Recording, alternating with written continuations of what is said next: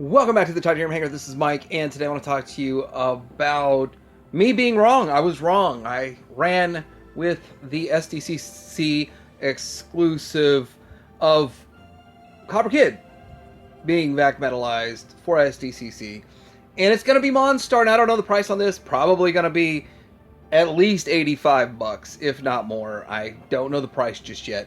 We'll find out tomorrow for sure, but it does look good. It's not something I intended to buy. It wasn't something that was on my agenda of purchasing. But I've only got one of their Monstars. I don't have any other version, so I might pick it up. But we're all thinking that we were going to have a VAC Metal Copper Kid, which made a lot of sense. Now, I'm going to get into why, now that I think about it, Monstar actually makes more sense for an Sdcc exclusive than Copper Kid. We'll get into that. And, oh yeah, Brian Flynn stepped down as CEO.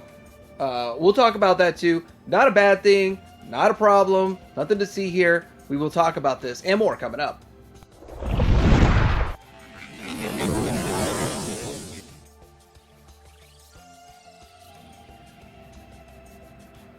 Alright, so I had made a video talking about, from what I heard on the We Want More Thundercats, that we were going to get a Copper Kid. We were going to get a VAC metalized Copper Kid for Sdcc. Well, the wording was there's going to be a Hawk VAC metaled.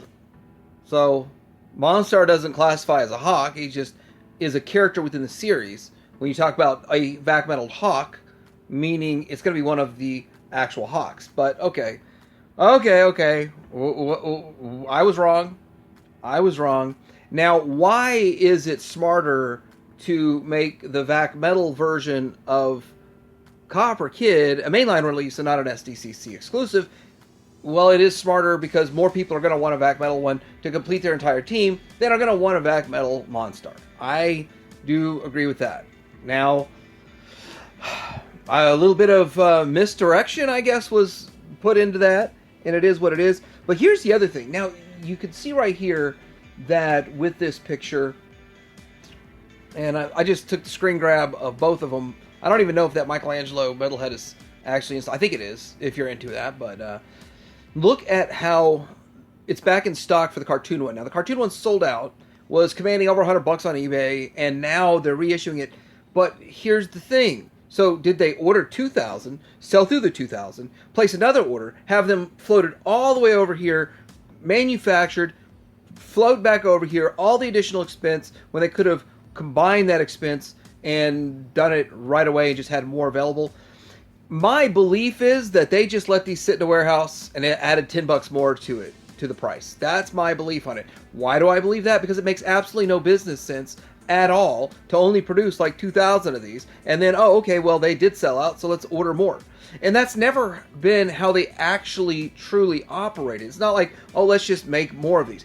We can see with the Jaga, the clear Jaga, they did make more of those. It's in a different box. And it turns out to be like a UK exclusive. So here it is, the picture of the UK exclusive. Now, people are touting this as a UK exclusive.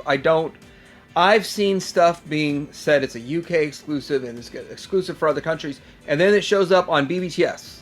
So, well, actually, even the ones that had a timed slot showed up in very, very small quantities on BBTS also. So, Ghost Jaga. I would like to get the second version of Ghost Jaga here, if I can get it for the $65 price point. But anyway, this is one of those things where this was an actual new production run, and it makes sense it's a new production run, and Copper Kid does not make any sense to be a new production run. It just seems like they have held back more than half the stock so that they could whet people's appetite, because people keep saying Copper Kid is not worth $55. It's not worth $55. But to have something that's too small and not worth $55 sell out, and then the only way to get it in secondary market for $100 makes people think that $65, now an additional $10, is a steal of a deal.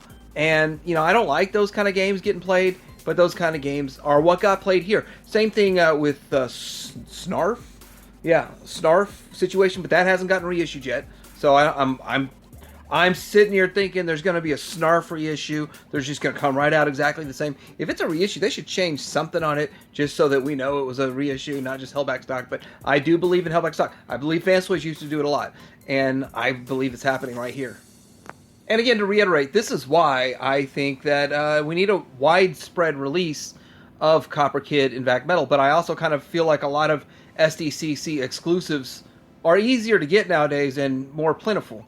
But look how beautiful all these figures are. I will be getting my Bluegrass and my Steel Wheel soon. My BBTS order shipping, so I should be getting that pretty soon. And looking forward to eventually Copper Kid and all the rest of them in Vac Metal. It'll be a beautiful... And I'm leaving mine in the box. I don't want any paint chips. I don't want any issues. And I haven't seen any manufacturing flaws in any of mine. So really impressive here how these look. Really excited for maybe one day getting the Vac Metal Copper Kid, Moonstriker, Hot Wing, and there's a couple others out there. Now, Monstar looks fantastic with the Vac Metal. One of the problems that you can't really resolve are the joints. So anywhere the joints are exposed, they're not going to be Vac Metal. It is what it is. And they fixed that with the Hawks themselves by Vac Metaling the whole part, and the part goes into the shoulder, so the shoulders aren't exposed as bare plastic. And so that's going to look bad. But here, the shoulders, the hips, the knees, the ankles are all bare plastic exposed. Still, I can appreciate that it looks fantastic. I'm going to have trouble not buying it. To be honest, I'm just going to have trouble not buying it. I hope BBTS gets it and I can order it that way. That'll be awesome. But it does look amazing. And it's not something I wanted. It's like I didn't sit here and go, man, my top 3 things I wish they make is a Vac Metal Monstar. And to be honest, I got my Monstar for $30. I got Monstar, and I got like a lot for $100, and it had him in it, and he was a third of the cost, so $33. So it's a good price to get the first release. There's deals out there to be had.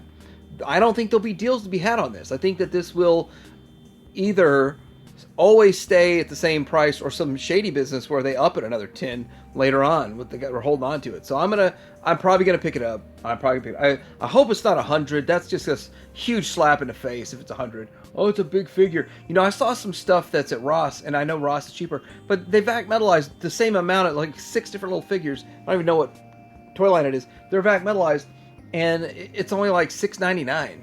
And original price was $12. So $12 have Vac Metalized whatever Pokemon or something. But anyway, this is another picture of it. See what all you get, which I don't think you're buying this for the accessories. Would have been nice if they Vac Metalized the gun too. So not Vac Metalizing the gun feels a little weird that you're just getting a standard gun.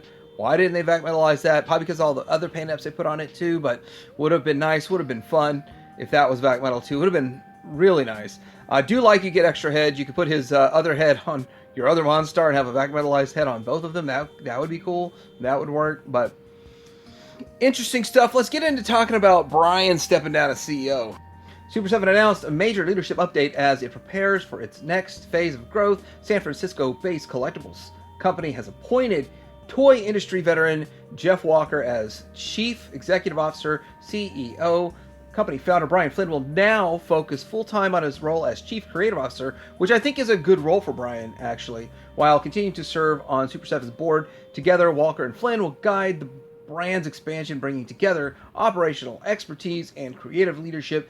So a lot of people are probably going to really trash Brian and say, because he sucks and he should have never been CEO or whatever.